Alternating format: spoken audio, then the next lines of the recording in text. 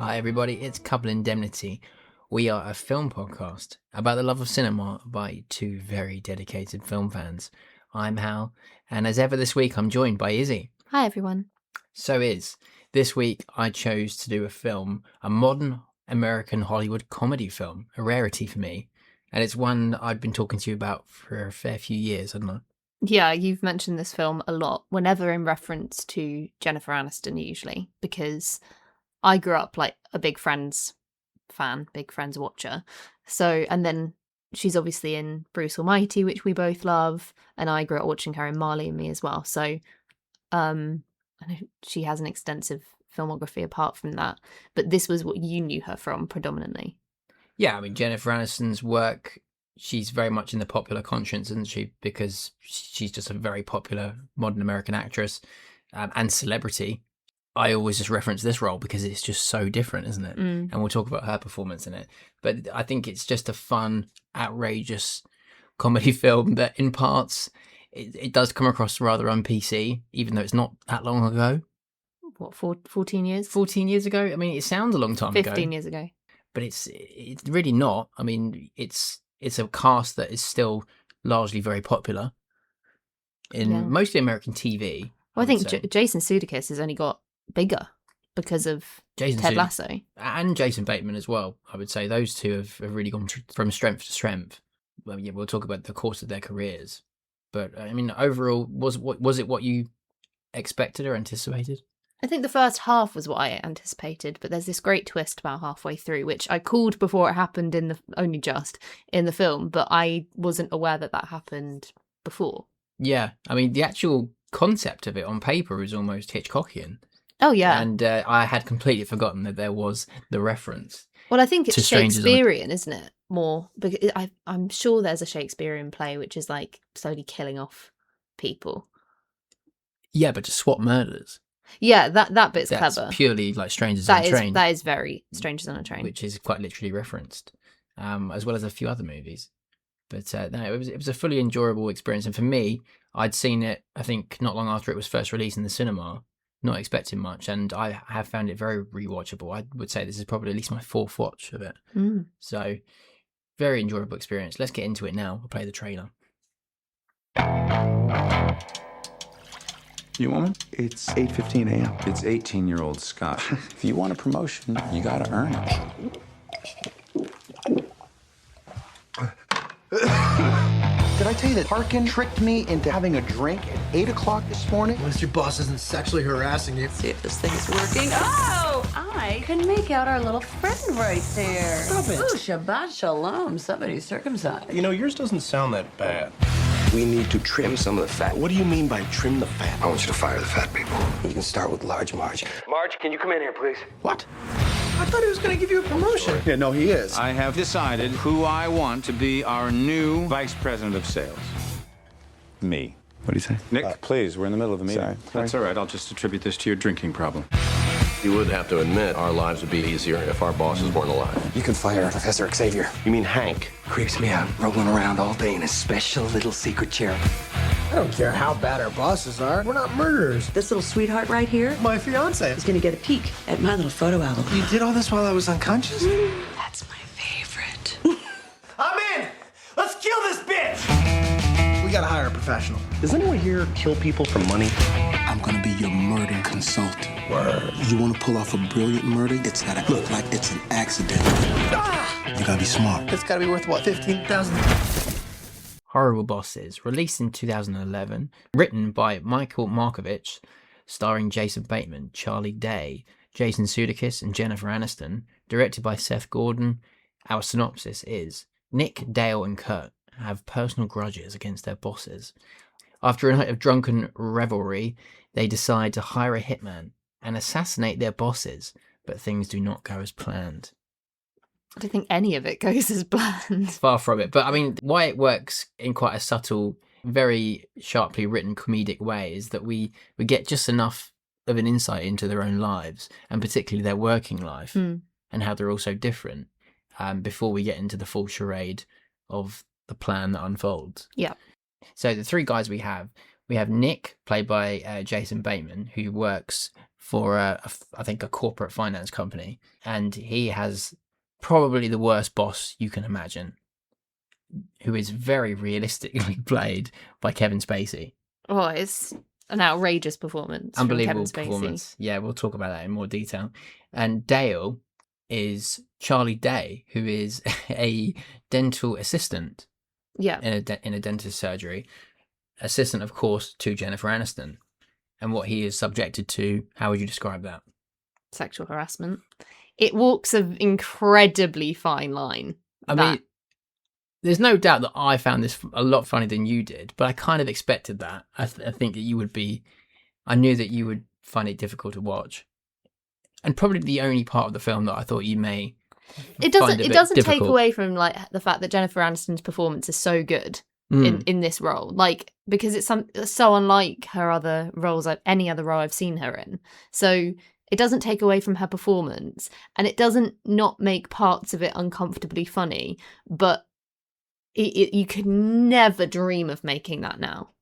No, it's Ever. amazing, isn't it? I mean, it's become so much more of a taboo topic, and so much more of the like news media is very dominated by, you know, horrific negative stories about this type of thing, that it is nowhere near the popular subject of comedy. Because the discomfort arises in that it's shot to be funny, and it's sequenced to be funny. Yeah, because the idea is that this guy Dale has this boss who is a nightmare, but to the other two guys, it's like it's hardly a problem, because it's like, compared to someone who's really horrible, emotionally abusive person, this guy has a different kind of problem. He's more like being gaslit. Yeah, and he's not being taken seriously, and he's saying this is a problem, and the other men are like, that sounds like the dream. So it's showing the massive double standard between men and women, and that if that was happening to a woman, everyone would go, that's horrific, like, go to the police. I think, but the fact it's happening to a man is sexualized and like almost celebrated. I think this is actually more clever than we give credit to. I think this is a real indictment of how contradictory male standards are. Yeah. This kind of thing. You know, it's very, like, it doesn't apply to men, any kind of abuse directed their way. Yeah. So, and it's an interesting character because he's obviously the least alpha male character out of all of them. Yeah, and the first thing we learn about him is like, ever since I was little, I wanted to be was a husband, and he was watching like The Notebook in the car, like crying, and you know, he's painted as this very kind of loser. No, not a loser because you watch The Notebook. How dare you? No, I was gonna say he's clearly very an emotional character, and quite a hopeless romantic as well. Like, he's absolutely besotted with his fiancée. And he's quite excitable, and he's quite a little bit emotionally naive as well. Oh yeah, he's definitely very immature and naive. Yeah, so he's far less typical of the average male out of the three of them.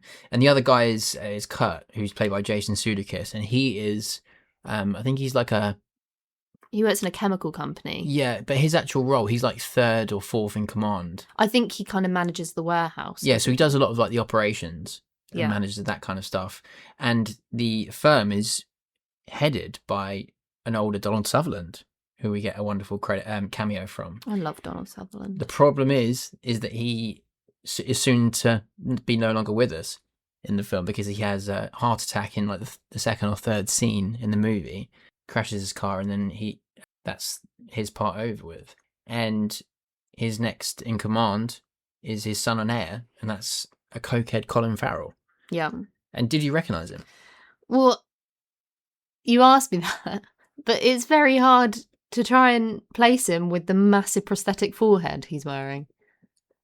So yes, from the eyes down. It's amazing, because I had actually forgotten it was him until we came to do this. I'd completely forgotten Colin Farrell was in this movie. And he's got that like comb over, like greasy it's comb awful, over as well, yeah. doesn't he? Yeah, but I think it is really designed to be like that. He is a kung fu obsessed cokehead who is just an egomaniac and sleeps with prostitutes.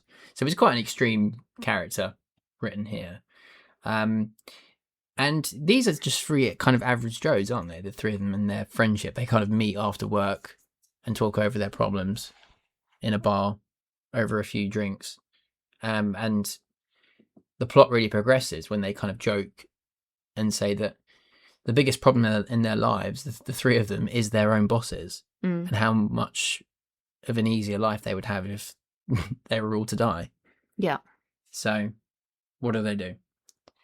Well,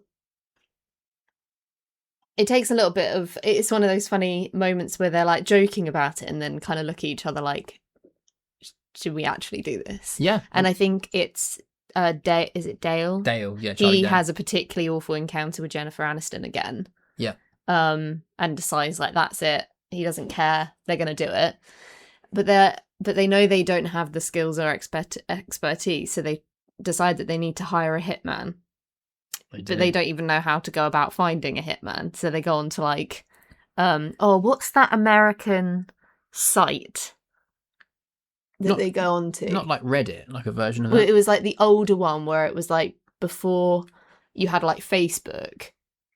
You could like buy you could put adverts up. Yeah. So like for furniture or whatever it is, or people would put like, oh, I saw this person on the train today, and they would describe them if they liked the look of them. It was like the original Reddit / Facebook Marketplace.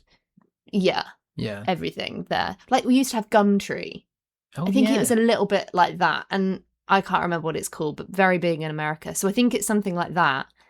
And they and they find this, what they think is a hitman. Yeah, so how do they describe it? The first guy that they find, or that Dale finds online, I can't remember what the description is. It's wet work. Yeah, so he finds what he thinks is a hitman, and his actual tagline is a wet work man. Now, why he automatically assumes that is someone who will kill their intended target, I have no idea. But you almost can. He thinks that this is like the code name, and this guy turns up looking like something out of the Matrix with like a whole leather leather jacket, those like sunglasses. Yeah, it's such a pastiche. Like clearly, he's not going to be legit. He looks like something from the Men in Black, doesn't he? And they're really funny when they're like, "Who's the one that's is it Nick who thinks this whole thing is insane?" Yeah, Nick is totally against it from the start. And he's like, where have you found this man? He says, you've invited... Because they go to like a motel, don't they, to meet him. They don't meet him in any of their flats or houses. Yeah. But they go to this motel and he says, he's like, you don't know who this man is. Like, when you invite him in, he could be a policeman in disguise. He could shoot all of us and then, like, leave. Take all our money. Yeah. But he comes in and he's asking them which one called him. And needs his services. And then he gets out like American Psycho style. Yes. Like this sheet to put down on the floor. Yeah. And everyone just looks totally confused. Well, horrified, because I think they think he's about to kill them. Yeah, completely. And then the penny drops, and he explains that he is someone who will happily urinate on other men, and he'll only do it for money, of course. So, of course, when he finds out that he can no longer perform the act, he has to go to the toilet. Glad you find... This is such a male humour, is to find anything toilet-related funny. Well, I mean, that's not really the trajectory of the humour in this film, I would say. I think the standard... There is definitely a lot of bum jokes in this film. I would say only two major jokes. It's this one and Jason Sudeikis' character later in the film when he completely invades the bathroom. There's a lot of bum jokes in this film. Yeah, I think that's doing it a discredit. I think there's a lot more. I'm not saying that's all there is to it. I'm just saying there are a lot of bum jokes. Yeah, there's a couple. Yeah, but so they do go off in search of a hitman, and they think that the best idea that they can come up with of finding a realistic guy who can actually do it for a figure that they might be able to afford is to go to the roughest part of downtown and go to a bar. And in that bar is where they meet Jamie Foxx, who presents himself as this very... Well, he presents himself as a hard man, who makes out that he's done a lot of 10 years in jail for some nasty crimes, as he calls it. He says like unspeakable crimes, like been there for 10 years, and he says that I'll be able to help you to the man who he's overheard in the bar talking about needing a hitman. And he says, meet me back here tomorrow with... he starts off saying 30,000, And they were like, no, we can't afford that, so we'll have to go. And he goes, okay, make it 5. They're like, we can do that. So they come back the next day with the whole briefcase with just like one wad of cash in it. And it's then that Jamie Foxx's character reveals that actually, no, he won't actually do the hit for them, but he's going to consult them on it and give them some advice. That's it, yeah. But he does come up with the idea that they kill each other's bosses, because they hadn't actually struck upon that idea. They thought they were going to kill their own bosses. Which they said would be an issue because it would be easily traced, like a motive would easily be traced for them. Even though Dale says he's a big watcher of Law and Order, and he's very up on the typical clues and how to cover up your own crimes. And another thing he says is that they would be best off actually getting some dirt on their own bosses and figuring out all of their weaknesses, how they live their lives at home. So they're going to essentially have to stalk them. Yeah. To actually have a realistic way of performing it. Because he also says, like, you need to stage it as an accident. So you need to go and get some insight into what their weaknesses are so you can then use that to frame the murder on them. Yeah, so after a lot of doubting about Jamie Foxx's character, they actually realise that he's come up with 1 or 2 decent suggestions. So they decide to go to Bobby's house, who is Colin Farrell. That's Kurt's boss. And it's a typical ostentatious, tacky mansion, isn't it? It reminds me a little bit of the mansion in Boogie Nights at the end. A little bit. There is something 70s-esque about it. I think it's all the like kind of Asian, like there's tigers everywhere and yeah, but that's because he's obsessed by like Asian culture and kung fu. Yeah. So, but of course there's cocaine on the table, and Dale is fascinated by it, and they realise that they can't leave their fingerprints anywhere, so they get their sleeves over their hands. And of course, when he does that and lifts the coke, he drops it everywhere. Yeah. So there's this great little sequence with him and Jason Bateman. Yeah. Who are crouched down trying to like bring it back into the pot. It's all Scoop in like, it up. but it's in the like shag carpet, so it's not even like it's buried in all the like piles of the carpet. This was very funny, and it was an extended joke over this whole scene that lasted about 5 minutes, but it was very funny. It didn't lose its momentum. Did it? But then like they decide that they're gonna get the handheld Hoover to try and hoover it up, but they don't empty it first. So then they're trying to empty it back into the pot, but it ends up getting all mixed up with the dust that was already in the Hoover. And then they're just at the same time inhaling this cloud of cocaine. And then when Kurt's gone to the bathroom and performed all the disgusting acts he wants to, because it's his boss, he wants to make it as bad as possible, this home invasion, he comes back and the two of them, Dale and Nick, are just totally high, aren't they? Yeah. And it's clear that neither of them have ever taken drugs before, and they're just completely panicked and running at 200 miles an hour. Yeah, they're like doing press-ups and things. So Dale is an absolute liability at this point, and they still want to go and do recon on Harkin's house, but they have found Colin Farrell's character's phone. But they take it with them from his house, and they eventually end up dropping it in Harkin's house. Yeah, of course, yeah. But when they get to Harkin's, they say to Dale, because he's still being absolutely ridiculous, they say, wait outside. Like, don't come in because you'll just cause another accident. So we'll go in. And if he comes back, if Harkin comes back or there's somebody who turns up, you need to give a signal. So, like, beep the car. So Dale sits in the car and waits, and the other two go in, trying to dodge the cat at the same time. Yeah, so Kevin Spacey's house, it's a slightly more subtle mention in the way it's decorated, but there is a real strong Is it? It's homage. got cats everywhere. That's what I was going to say. It's a strong dominant homage to cats. I don't know what that says about him. But another thing we should mention about Harkin's character is that he is incredibly paranoid about his wife having affairs. Yes, because we got that in the earlier scene.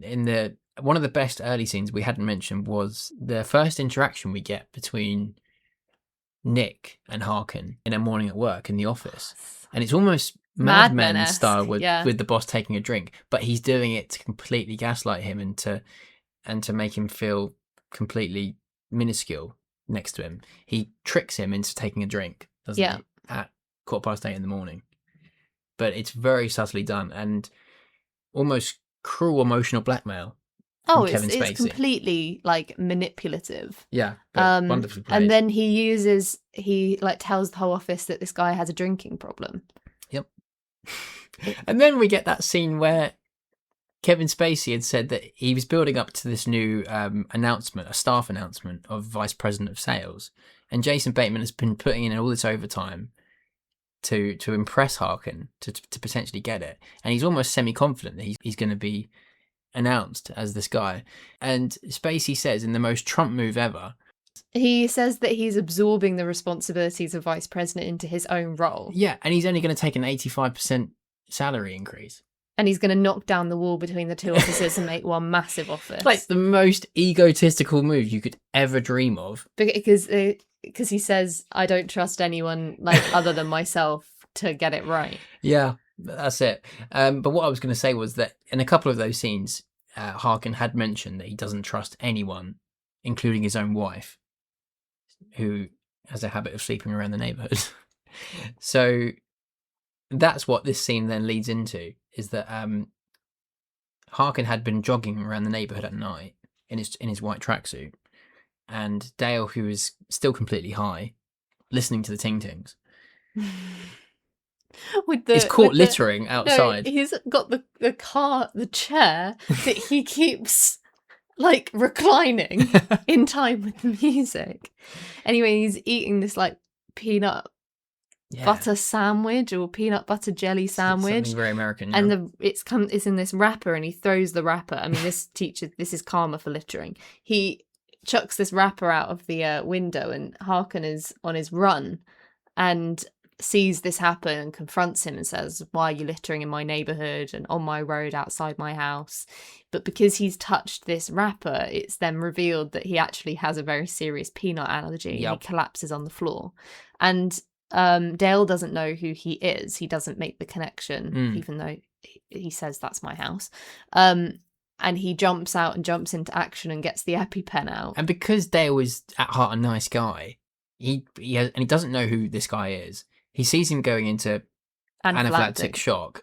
He just immediately goes into like panic mode and doesn't know what to do. He's clearly never saved anyone in this way. He's trying to read the instructions. Yeah, and then he completely stabs him in the chest and then in the neck, which you're not supposed to do. The two men who are in the house, Nick and what's his name? Nick and Kurt, yeah. They're up in the house. They look out the window and they just see Dale stabbing him down the street in the chest with this EpiPen, which they can't see from there. And they think, oh God, Dale's gone rogue and he's just decided to kill Harkin in the middle of the street. Yeah. And they're like, you meant to do the recon first. That was one of the funniest scenes, I would say. And of course, in that moment, when Nick and Kurt fled the bedroom, that's when Bobby's phone was dropped and left there under the rug, which we then see revealed in a later scene when Harkin finds the phone. So they don't have time to go to Julia's house that night. So the next day, Nick and Dale go to kill the two male bosses, whilst Kurt is meant to go and do recon on Julia's house. Yeah, which certainly is recon. Because he doesn't intending on killing her. It's almost like a reverse Rear Window in some way, but it's quite perverted. Let's not bring Rear Window in. No. Besmirch the name of Rear Window in this scene, because he's watching her from his car very unsubtly, and she's obviously clocked that he sat out with binoculars watching her, and she's putting on a performance for him through the window, and then comes downstairs basically naked and opens the door and lets him in. Yeah. And they sleep together. So Kurt seems to think he's cured her behaviour. Need for male attention. Yeah. Yeah. Because he's that egotistical. Yeah. That he thinks that he solved all of Dale's problems. And But he actually, I think Kurt was almost the most annoying character in the whole but film. Jason Sudeikis' performance is so funny though, because he does have that kind of inner confidence that's kind of egotistical in that way, but at the same time he is slightly insecure, so he's kind of playing off himself, and there's a lot of different layers to Kurt. Because Jason Sudeikis is a great comedic actor, it does make it very funny to watch, particularly in the sharp dialogue. Yeah. So at the same time, we've got Dale outside Harkin's house waiting. Yeah. And Nick is outside Bobby's house. Is that right? No, Nick is outside. Yeah, sorry, Nick is outside Bobby's house. And then something happens that we're not expecting. Oh, it's so good. Because Harkin finds the phone. had found the phone, and it's ringing off of everybody's kung fu fighting. So Bobby's phone is ringing, and because he doesn't trust his wife, he automatically thinks that Bobby had been over there sleeping with his wife. Yeah. And then goes to track him down. Yeah. And what does he do? He walks up to the front door whilst Nick is outside in the car on the other side of the street and just shoots him. Yeah. There and then. In quite a shocking moment. I mean, you gasped at that. It was almost like a Hitchcock moment. So good. It was so much fun because Nick's reaction is hilarious as well. But this is where Nick falls down. Well, Nick is on the phone to Dale at the same time. Yeah. When Dale was in... Well, Dale's outside Harkin's house and he sees Harkin leaving. No, that's Nick. But Nick is on the phone to... No, Nick's outside Bobby's house. Dale is outside Harkin's house and saw Harkin leave. At the moment that Nick sees Harkin kill Bobby, he was on the phone. Who was he on the phone to? I can't remember who. It must have been Dale, because Dale probably called Nick to say Harkin had left. And that's when Harkin turns up at Bobby's. So Nick sees this and is an idiot and flees and breaks about 1 million speed limits. Yeah. And crosses a red light at a very busy cross junction. Well, he goes to find the guys, but then we're back at the bar, aren't we? Yeah. Before they get arrested, because they decide that the best thing they can do after they spoke to Jamie Foxx's character again is that they could call the police and leave an anonymous tip to say that Bobby has been killed, and that would automatically get Harkin arrested. But they're intercepted by the police because of the traffic camera. Yeah, they're just about to leave the car park. And they're rubbish at acting cool. They really are.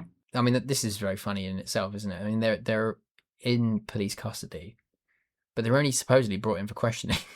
But they're so panic-stricken because they're just not used to and so out of their depth that their faux pas are just landing them in more and more hot water. Like the way they're arguing in the back of the cop car, where they're like, "You never should have got just shut up, stop talking." And the police warn them that they're sweeping Bobby's house for DNA, where we had seen Kurt rubbing toothbrushes in places toothbrushes should never go. Yeah. And so Kurt is obviously panicked because he knows his DNA is going to get found.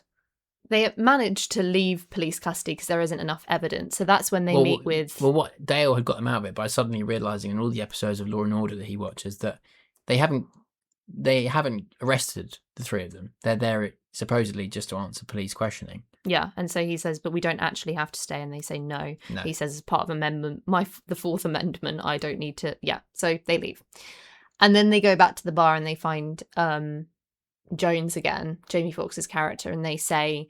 they kind of asking him for advice of what they need to do next. And that's when he reveals that actually he'd never murdered anyone, that the reason he was in prison in the first place is because he had pirated a film. Yep. And they're just horrified He's that they've taken advice from this man who just recorded something illegally. Pretty much, yeah. But he does say what you need to do is you need to go to Harkin and you need to get him to confess on tape. So they decide to go to Harkin's house and confront him and get him on record confessing to the murder. But when they go in to the house using the key that's hidden in the plant pot, there's this big surprise because Harkin's having a surprise birthday party.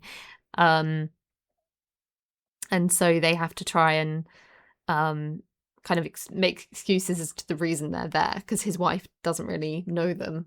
Yeah, I mean, his wife knows Dale and remembers him from the time that she saw Dale trying to save his life with the EpiPen. And she probably just about knows that Nick works with Harkin. Mm. And then, of course, Kurt tries to hit on his wife. Yep. And I found Kevin Spacey's reaction to the birthday surprise quite funny. Why? Well, just that he acts like an absolute spoiled brat. Like He's like, I hate surprises. surprises. He's literally like jumping on his feet. I know, he's like stamping his foot. So they've put the recorder in Kurt's pocket, but Kurt gets distracted when the confrontation's meant to happen. So Nick and Dale end up going into Harkin's office to confront him, and Kurt is meant to be with them, but he's having sex with Harkin's wife in the bathroom. Yeah. And isn't there, and he's the one that's got the tape recorder. So even though Harkin confesses very openly to the murder, they're not getting it on tape. So they're like, Just hold that thought. Hold that thought. I got my friend Kurt really will needs be really to hear interested in this. Kurt really thinks you're guilty. Like, it's so funny. And this is when Harkin is like, I'm going to kill you all. And he really means it, doesn't he? I mean, it's another thing about Spacey's performance in this. He is so believable as this just psychopath who doesn't really give two hoots. He will kill them because he killed Bobby in broad daylight. So they get back in the car and they run for it, and it's on like the motorway, isn't it, or like a bit of dual carriageway or something. They get sideswept or like rammed from the back. Yeah, by Harkin's car, Jeep or Range Rover. Yeah. And eventually, so they're getting chased. We've got like a car chase going on. They eventually get like completely like T-boned. Yeah. And this is all while Dale's on the phone to Jennifer Aniston, who's demanding like phone sex at the same time. He's just shouting at her. He's so it's so much going on. He's just shouting down the phone at her, but she likes it. And then you've also got the navigation, like sat nav, Gregory, the sat nav going like mental and trying to shut down the car because there's been a crime committed. Yeah, well, I mean, this is what links to the final conclusion, isn't it? They kind of go to like a back alley and they get completely crashed into. It's a miracle they even come out of this.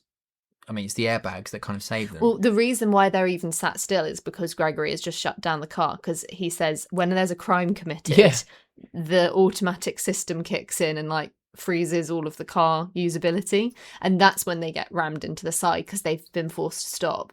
I'm not usually interested in this kind of thing, but I mean, that kind of technology kind of interested me around that time because sat navs were already a thing by that point for about 5 or 6 years. But this is almost like an Alexa type thing that talks to you. Yeah, they were having conversations with it. Yeah, I mean, now we would automatically assume it's AI built, but I mean, this was definitely way before that. Yeah. So Gregory is intently listening on the conversation that's happening, and Harkin walks up to the car with his gun and is threatening to kill them, and he is threatening also to blackmail them for the murder of Bobby. He's going to say that the three of them did that. Yeah, and he shoots himself in the leg. He's that much of a sociopath, he'll quite happily shoot himself in the leg. To frame them, yeah. Yeah. And then he throws the gun to Dale, and the police find them with Dale holding the gun and Harkin on the floor in agony. So, naturally, when the police arrive, the evidence suggests that all fingers are pointed at the men for shooting Harkin, and Harkin saying they shot me, they're blackmailing me, or blah, blah, blah. And they're like, no, we've got this tape recorder, we can prove our innocence, it was recording the whole thing. But it like cut out at the bit where Dale was just shouting phone sex down the phone at Julia. So funny, yeah. And it doesn't catch the whole bit. The crucial part. Harkin. He even catches Kurt in the backroom closet with the wife. Yes, but a win for AI technology because Gregory was recording the whole thing. Yeah, pretty much. I mean, that's really the thing that gets them out of trouble and frames Harkin for the murder. But it is interesting because the final conclusion is that Harkin is obviously sentenced to jail. Nick is promoted to the president. But it's still kind of unfinished at that point with Julia, isn't it? So Dale and Julia's story is still very much unfinished. Yeah, well, in the final scene, we see Dale frame Julia With Jones with this, recording. well, the also with window. an old school friend who will do anything for money, and Jones is outside the office recording the whole thing, whilst Julia tries to take sexual advantage of another patient. Yeah, I mean, overall, this film certainly didn't reinvent the comedic wheel, but I think it's good fun, isn't it? And it's a little bit shocking in moments, and not quite as sensitive as a lot of comedies since the Me Too movement. I think the Me Too movement is definitely the thing that has watered a lot of this kind of comedy down, hasn't it? Yeah.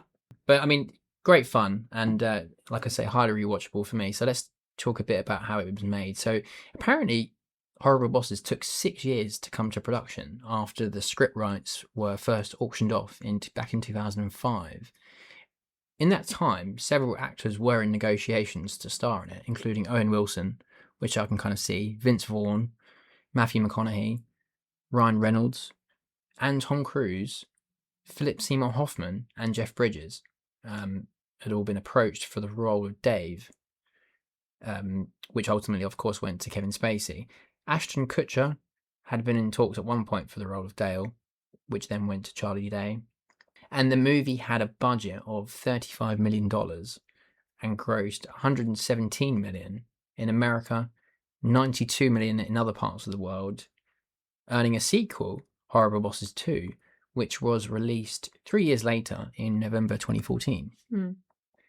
In terms of awards, not much to talk about because it didn't earn too much critical praise from the critics in general, but it was nominated for Best Comedy Film at the Critics' Choice Awards in 2011. So we do have to talk about the cast because it's very interesting and a lot of first-time appearances on the podcast for a relatively modern Hollywood cast. But a lot of these actors, I would say, for the most part, have had bigger TV careers than film in the last 15 years, but we'll talk about them. So star billing is Jason Bateman as Nick. What did you think about this? I think he's probably the most likable of the three. And probably the most relatable, I would say, as well. He's kind of the most realistic, I think. Like, Dale is so naive. And silly, yeah. Kurt is just, like, not thinking with the right head. Kurt's a bit of a nightmare, isn't he? He's a liability in a different way to Dale in that he just goes rogue because he's not thinking straight. No. I mean, Nick is quite cautious and relatively sensible, but there are parts where he's quite naive as well. But I think this is where Jason Bateman plays it so well. He's a very good subtle actor who can do comedic and dramatic as well. But yeah, far more known for his television work. He actually broke through, I didn't realise this early, as a teen actor in the 80s. But the work that I'm the biggest fan of his is Arrested Development, which started in 2003. And I think the first 2 or 3 seasons of that are absolutely hilarious. I definitely have to show it to you at one point when we get to a new comedy series. It did come back after a gap of a lot of years, in about probably around 2013, 14 time, after about 7 or 8 years away, and it just wasn't quite the same. It was never on the level of the first 2 or 3 series, I think, about this crazy family in the middle of LA, or the Hollywood Hills. But in more recent years, he starred in the big, highly acclaimed crime drama Ozark with Laura Linney, which I keep meaning to do myself. But film-wise, he's had supporting roles in modern commercial Hollywood films like Hancock, Tropic Thunder. Apparently he was in Paul as well with Simon Pegg. I've just looked that up because I've seen Paul quite a few times, and I think he plays like an undercover agent who's trying to track down this like alien that's escaped from what is it? What's that area in Area 51? Whatever it is. Yeah. Place in America where they all think aliens being held. This alien escapes and he plays the agent trying to track him down. The only other thing I've seen him in was a 2018 movie called Game Night with Rachel McAdams, which is all right, but it's not on the comedic level of this. But I think I definitely, maybe we both need to do Ozark as well, because that was, for some years, it was rated up there with the likes of Breaking Bad. Yeah. So Charlie Day is next. There's Dale.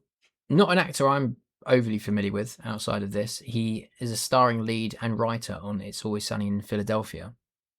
But I mean, looking at his film work, there's nothing that I'm familiar with at all. He had a voice role in Monsters University. I would say it's his voice that sounds most familiar to me, so I don't know if he's done any other voice work I think he's done I a would lot. recognise. But he has that kind of... It sounds like something I've heard in like Ice Age or something like that. Definitely, because it's quite exaggerated, isn't it, his voice? It's quite like a nasally voice. Yeah, that would be quite audio friendly for some of those animated films more suited at children. Yeah. But I think his performance in this, it was suited to the character, wasn't it? Mm. Even though I think overall it's definitely the most silly performance. But it definitely works in some of the scenarios that are built in with the story. Jason Sudeikis as Kurt. What did you think of this performance? Well, I've never seen Ted Lasso, so I think this is possibly the first ever Jason Sudeikis performance I've actually ever seen. Really? I thought he'd be the one that you might be more familiar with. But I guess not. Yeah. Name some other things that he's done. I mean, he's the one who is primarily a comedian, I would say. I mean, he's a comedic actor. I don't know if he's done any kind of straight-laced stuff or any dramatic roles. But yeah, he's had roles in a lot of sitcoms like 30 Rock and It's Always Sunny in Philadelphia again. There's another link there. But yeah, he's really become a massive thing in the last 4 or 5 years with Ted Lasso, which he's co-written and produced and starred in, which has been one of the most popular shows on Apple since its launch in 2020. Film-wise, I'm not sure if we'll see him again, but I've seen him in Hall Pass with Owen Wilson, which is funny, not quite on the level of this. And there's a Jennifer Aniston link, because the two of them starred as husband and wife in We're the Millers, which I've seen as well. Yeah, I have seen clips of that film and possibly seen it all the way through, but I didn't like it. No. Isn't it got like Will Poulter he's the son. What was her name? Someone Roberts, Emma Roberts. Right. Okay. Plays the daughter because there is like a fake I saw family, With the isn't Millers. it? I saw it at the cinema. Yeah. But it's not. Yeah, I don't think it's as good and genuinely funny as this. Mm. So we've got to get onto it now. Jennifer Aniston as Dr. Harris. I love Jennifer Aniston. Not that she's horrible in this role, but I love Jennifer Aniston. Yeah, I mean it's horrible, but it's unforgettable. It's an unbelievable performance, really. Like some of my favourite performances outside of Friends for Jennifer Aniston are Bruce Almighty and Grace in that role. Grace is so sweet, and lovely. Particularly in the second half of the film when they break up, it becomes a bit more sensitive, doesn't it? That scene where like he's like in the same room as her. She doesn't obviously know he's there, and she's just crying and praying over like for him. It's a really, really sweet scene. And I think I love her performance in Marley and Me as well, because that's the progression of that character going from like a young woman in her 20s getting married, trying to find her way, and then becoming like a mother, and like the evolution of that character. Again, like very sensitive performances.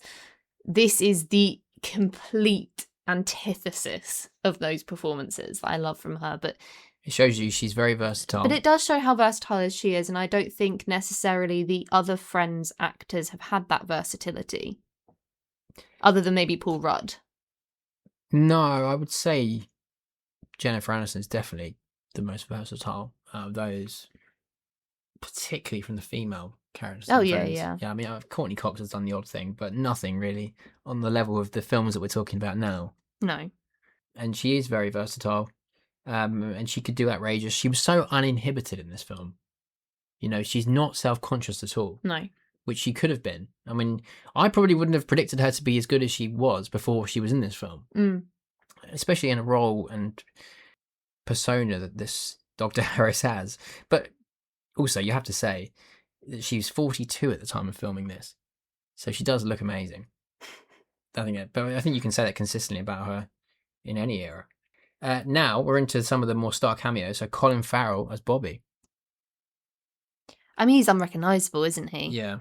Again, he's a very versatile actor. I mean, he's not in many scenes in this film, I would say, but the impact he has on the scenes he's in, and he's vile, he's disgusting.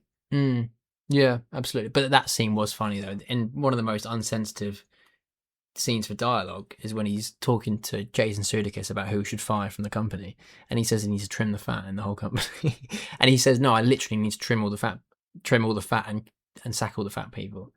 It's like they make me sad to look at. They're slow, and they just make me sad to look at. So bad. And then he's like, "Okay, she can be first to go," and Jason Sudeikis is like, "She's not fat, she's pregnant." Large Marge. Large Marge. And then he calls someone Professor X because he's in a wheelchair. Oh my god. Oh, it's so bad. Colin Farrell, for me, really, it's a really personal thing. He's never really been one of my personal favourites. And I've never really quite understood the love the actor has got. I've always thought he's a bit of a lucky actor who just happens to get a lot of big parts in big blockbusters. But if we ever want to cover them, I mean, they're probably more likely to be your suggestions, but for films like Minority Report, Phone Booth, In Bruges, or Saving Mr. Banks, then we'll see him again on the podcast. I mean, I wasn't a real fan at all of The Banshees of Inisherin. No, I know you weren't. So, now another big one to talk about is Kevin Spacey as Harkin. The first time we're talking about him on the podcast, and certainly not the easiest actor to analyse in terms of his career and where we are now. No. But let's talk about the performance. What did you think? I mean, he's just disgusting, isn't he? I mean, they're all horrible. He's disgusting in just the most unlikable way. The thing is there's like, with Colin Farrell's character, it's pure he is just disgusting. But this character he's smart, he's manipulative, and he's gaslighty, and he's just really psychologically abusive.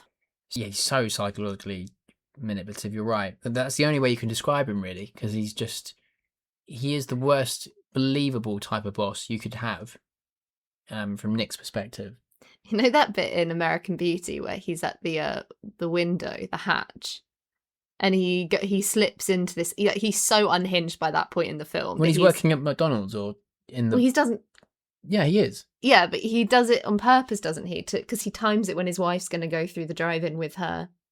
Yeah, the man she's having an affair with. That's how much of a sociopath. But any extreme he'll go to. Yeah, that extreme psychopathic performance. Just he feels so comfortable in that area, in that zone. He's so castable in these type of performances in the world's most dislikable guys. I don't know in power positions. I mean, he was cast in House of Cards for a reason. You know, from that character's perspective and the way it's written. I don't know if I've ever seen him in a likable role. No, he doesn't do those type of performances, does he?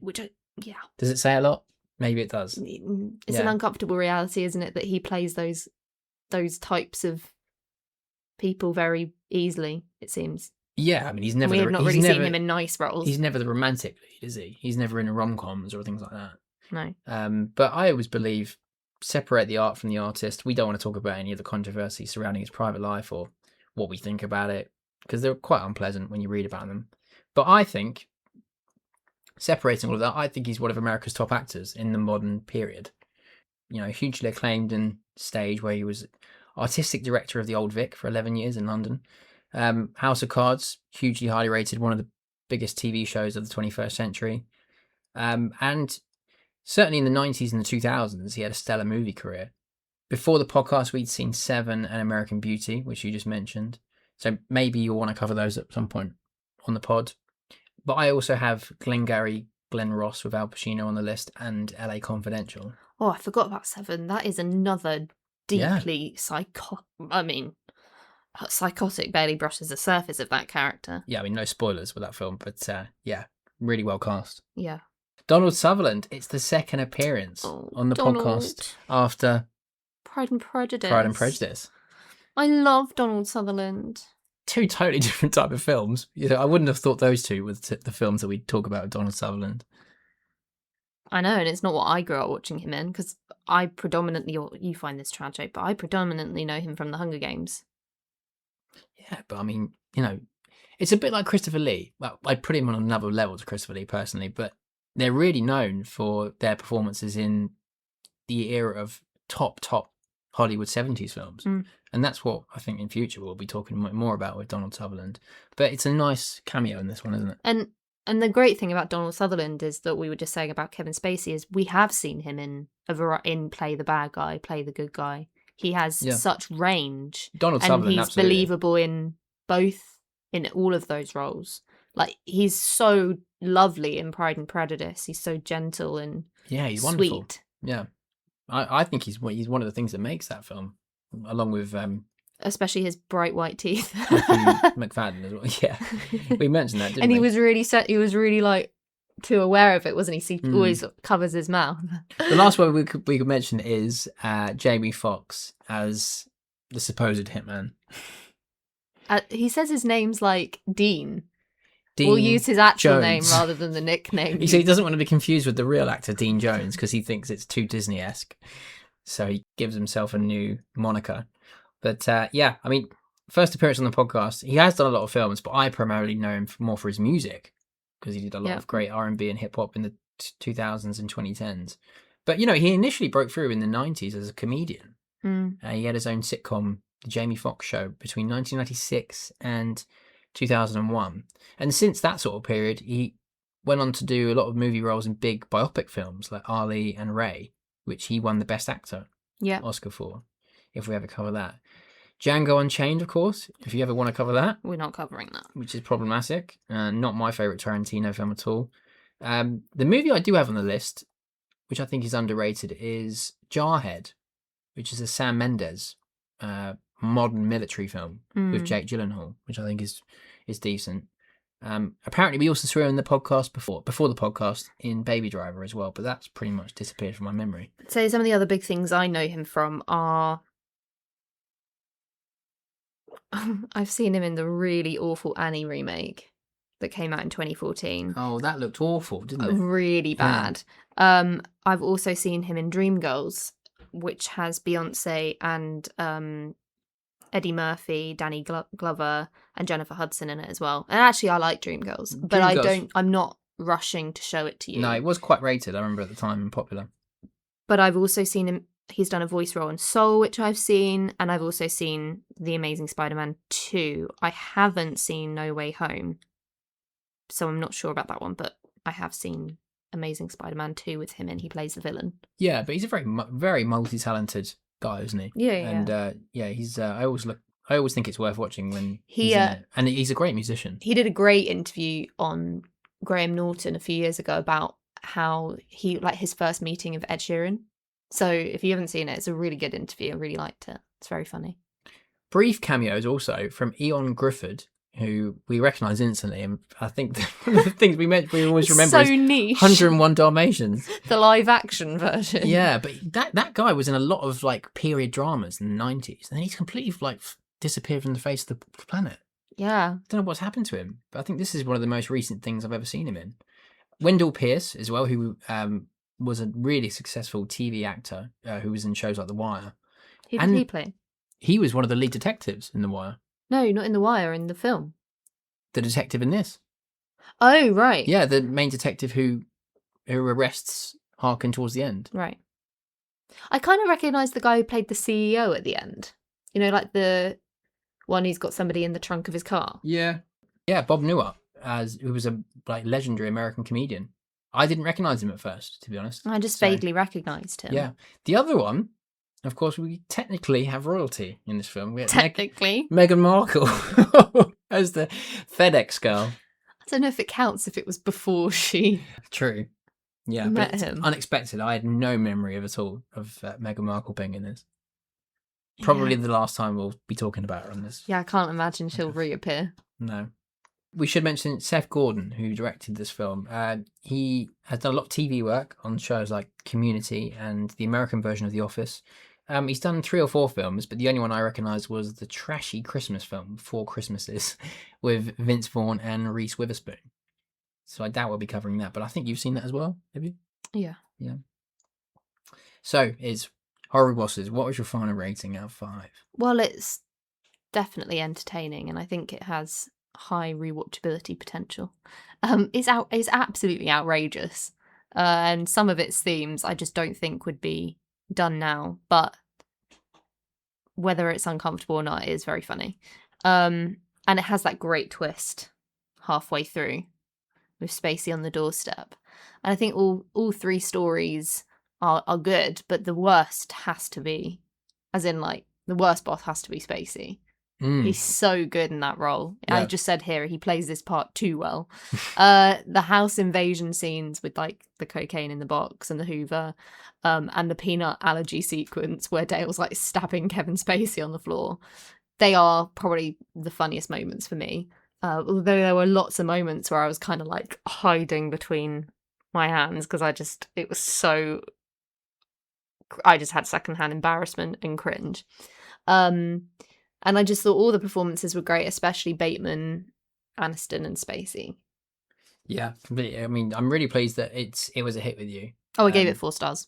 4 stars. I'm really pleased it was a hit with you because it'd been about 5 or 6 years since I'd seen it, definitely before I met you. And showing you films like American Pie, I kind of wasn't surprised that it was a bit cringy, and maybe they did appear dated with that kind of teen humor. This one I remembered being far more adult, based in the content, and the actual concept of the plot was just naturally very entertaining.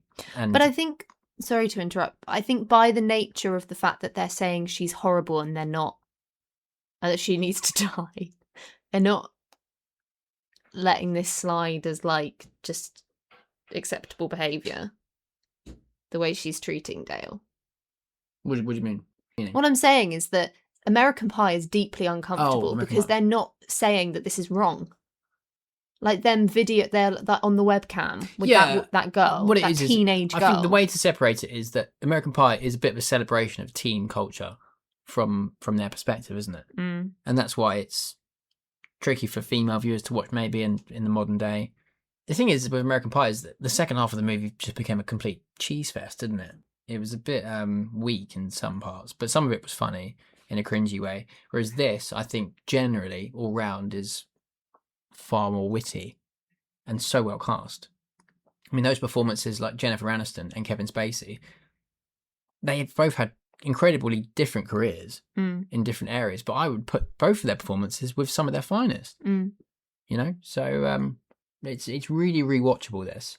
And personally, I think some of the non-PC stuff is what really makes it, and makes it very eyebrow raising and very funny. But it's not going to be for everyone. And there's some good performances in the leads as well from Jason Bateman and Jason Sudeikis and Charlie Day as well, in a more extreme performance. So I think for me, overall, everything really works, and it's just a really enjoyable experience. So a solid 4 stars from me as well. So that was a hit. We'll take a quick break and we'll be back with our next film for the podcast, which we'll be back to Izzy.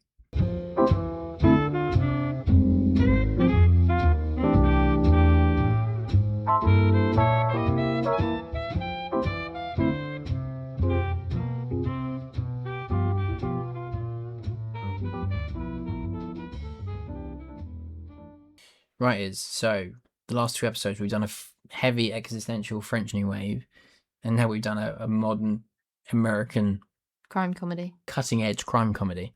So where are we going to go now? Can you give me any guesses? We're keeping it with American comedy.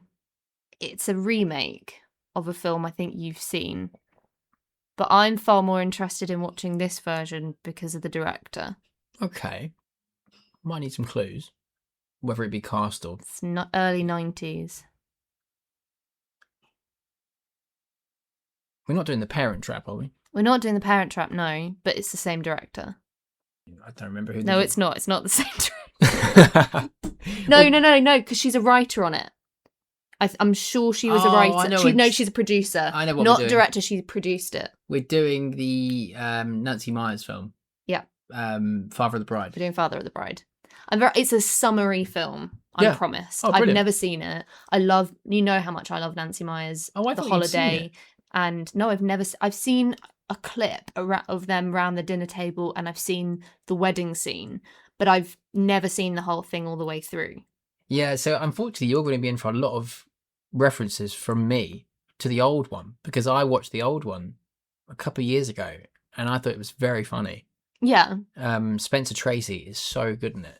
I know, and I'm sure that one is on your list to show me, but I really want to watch this one. Yeah. And I love Nancy Meyers, who produced it, not directed it. I know it's it's well respected as a remake. And of course, it's Diane Keaton. Oh, of course. Yeah. Yep, and Kieran Culkin is in it. He must be very young. Martin Short's in it. Yeah, this is another big one to do, isn't it, from that period and that genre. I know it's very well respected. So, looking forward to that.